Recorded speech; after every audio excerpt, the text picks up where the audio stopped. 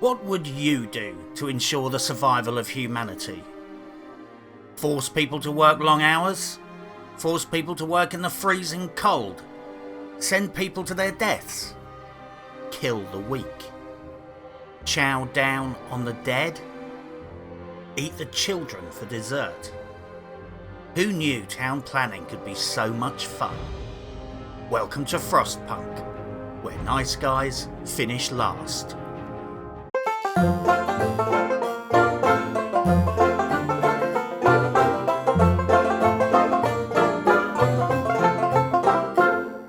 Frostpunk is the latest game from 11-bit Studios, the people who created the epically dark but awesome This War of Mine. 11-bit Studios are a small independent studio based in Poland, responsible for some not very well known but incredibly well received games. Frostpunk is set in a retro-futuristic sci-fi reality.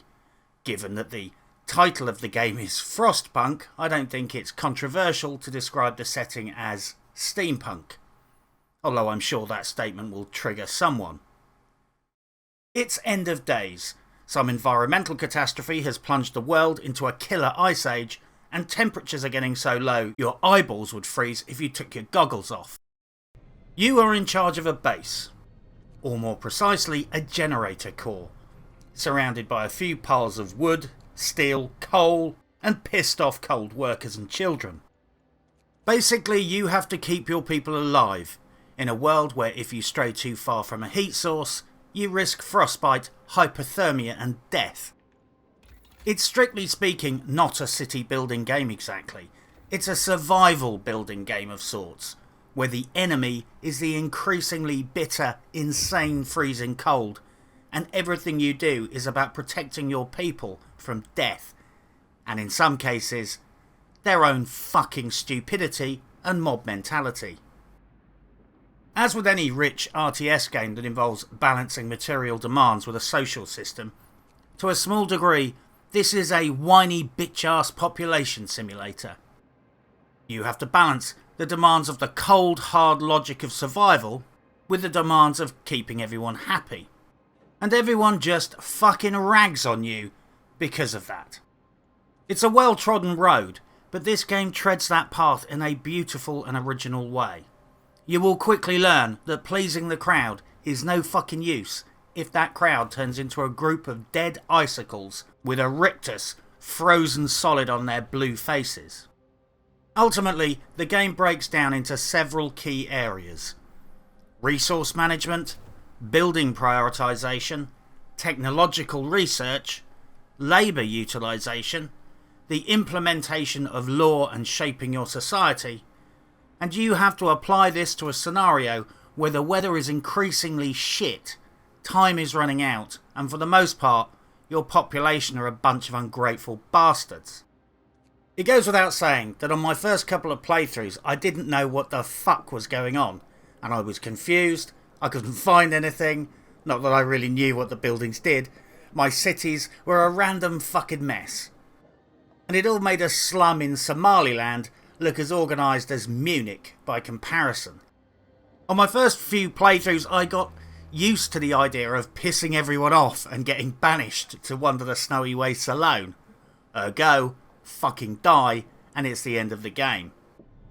Right from the start you get presented with bizarre ethical conundrums where you can very quickly appreciate that some solutions are sensible and some are ethical. Only ethical is a very fluid concept when failure results in the end of humanity. Eventually though you start to get it. You start to organise your buildings not only according to their physical requirements, but also to fit your mental map of what's going on, and make choices according to your initial moral framework. Right off the bat, the soundtrack is striking and makes a big impression. Although, as it's been pointed out by at least one streamer, one of the tracks is very 28 Days Later. But overall, the soundtrack is impeccable, and just feeds into the bleak emotions of the game. One of the oldest tropes in video games is claiming that this game will force you to make tough choices. In Frostpunk, most of the choices range between tough and downright fucking brutal. Do you force kids to work? Do you pass a law forcing kids to do dangerous work? It's minus 50 degrees Celsius and you're running out of coal. Do you fuck people off into the snow to get coal, knowing some will die? At one point I realised that I was low on fuel, with even worse weather on the way, and I had to dial back the heating to build up my reserves, knowing damn well people would die. But this was better than having no coal left when the temperature went down even further. Do you cheer people up by letting them have ceremonial funerals, or do you store frozen bodies for future use? And if you choose, for future barbecue-related activities. When holding funerals is one of your ways to cheer people up, you can take a guess at how bleak the situation can get. This isn't a game where you scratch your head because you have to choose whether or not to put people at risk. This is a game where you have to decide who lives and who fucking dies. You literally have to sometimes shrug and let a section of your community die for the good of the many. This game is like being a business consultant from a major London consultancy firm who is forced to run a National Health Service hospital. You literally have to make casual, ill-considered snap decisions all the time, which results in the pointless deaths of scores of people, and not give too much of a fuck about it whilst you're doing it. Some of the decisions you make will result in people dying because you lack experience, or because you just fucked up, or maybe you were just a little bit drunk and weren't paying attention. And now a bunch of innocent people are dead because of your failings. So yeah, it's exactly like being a business consultant from a major London consultancy firm who is forced to run a National Health Service hospital. The game gets really interesting when you start having dark thoughts like, perhaps I should just let the sick die and concentrate my resources on the fit. Perhaps I should just not build those warm houses and spend the resources on automatons instead, because they work all night in the freezing cold and don't bitch and moan. Perhaps I should just keep as many people out scouting as I can, because those fuckers can take care of themselves and I don't have to put up with their shit. Perhaps we should eat the dead because it's yummy. And then it hits you. This game reconfigures your thought processes to prioritise necessity above nicety. Well, unless you're a cold-hearted fucking psychopathic nutjob, in which case you've probably just been sitting there drumming your fingers whilst you chowed down on corpses, barely taking a moment to pick the flesh from between your teeth before sending 15 peons out to collect coal while it's minus 70 degrees outside. Some of the parallels with reality are hilarious. People threaten to riot because they're cold, and you're faced with the choice of turning up the heat and making everyone happy for a few days until you run out of fuel and every fucker dies, or refusing their demands and having them lose their shit and everyone dies anyway. Angry Mob Simulator 2018 for the win. This game gets deeper the more you play, and I think it's probably a game that you'll keep coming back to for a long while.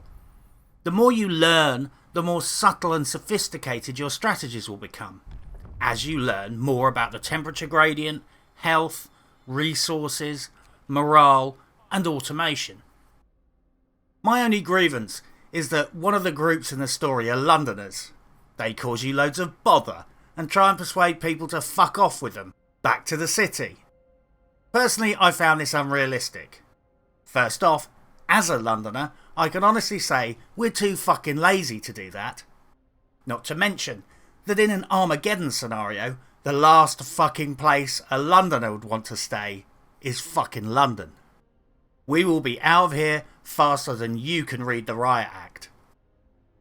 On the technical side, this game shipped in a very well polished state.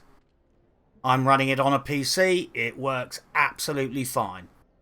I've had a couple of half-second lag spikes when it was calculating stuff when I'm on fast-forward mode, speeding up time, but frankly, I've had no issues at all. It's also a very nice touch, being able to configure the game to Fahrenheit or Celsius. Overall, this game was released, completely finished, and in very good nick. Christ knows how they managed to balance this game, because the complexity of the choices and the tapestry of the simulation is incredible. You spend your whole time wishing you had done something else. Every playthrough you start thinking about how you could do it better next time. Everything is competing for your attention. Power, food, resources, exploration. What the fuck do you research first? It's all critically important. This game is a bargain if you're into this kind of head-scratching tense RTS game, where you lose whole afternoons, and may well still fucking fail and have to start all over again. The combination of the atmosphere, music and survival theme harked back to the original tragic emotions conjured up so well by the epic and classic Homeworld. I guess this is in some small way Homeworld, where you don't go anywhere. Depending on how you approach games and how good you are, you will get more or less from this game. They are open about the fact that there is basically one main scenario and two smaller side scenarios. Personally, I'm quite bad at this game. I absolutely did not one-shot it, and enjoyed replaying one scenario. So I'm very happy with it. I also know I will keep coming back for a quick playthrough every few weeks. If you are naturally good at this game and like to cap things and then move on to something else, you might find it doesn't have enough substance to keep you engaged for more than 30 to 50 hours of play. They have announced that they'll be releasing some free content ongoing, but it's something to be aware of. For 25 quid and no side orders to pay for, I personally was happy with what I got, and I thought it was a bargain. I also want this game to succeed, because if this is the standard and style of game this studio is capable of producing, then I want to see them making many more fucking games in the future. It comes in for a straight 25 quid price tag with no fuckery attached, and free content on the way. The core design behind the game is brilliant, and the flavour from the story and narrative and soundtrack keep you pinned whilst you try and unfuck yourself from increasingly difficult situations. It's not the biggest of games, but it's original, dark and atmospheric. And despite the concerns about replayability, personally I think that if you're either very bad at it like me or a perfectionist who wants to complete everything on the hardest settings, creating a beautifully symmetrical masterpiece of a base, then there are many hours of fun to be had here.